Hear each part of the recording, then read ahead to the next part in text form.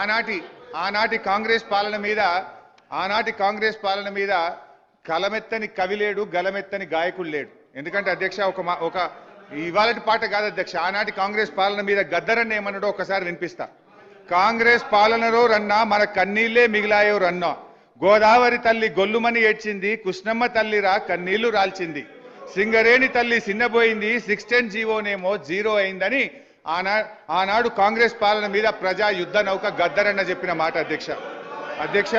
అందశ్రీ గారు ఉత్తరాన గోదావరి ఉప్పొంగి ఉరకనేమి, దక్షిణాన కృష్ణమ్మ దర్జాగా పారనేమి, నీళ్లు లేక నోళ్లు తెరిచిన వీళ్లను చూడు, మా పల్లెలన్నీ బోసిబోగా తల్లడిల్లుతున్న తల్లి చూడు తెలంగాణ చుక్క నీళ్లు దేదేన దాన, మా గోడు తెలంగాణ బతుకు పాడైన దాన అని అందశ్రీ గారు ఆనాటి కాంగ్రెస్ పాలన మీద రాసిన పాట అధ్యక్ష.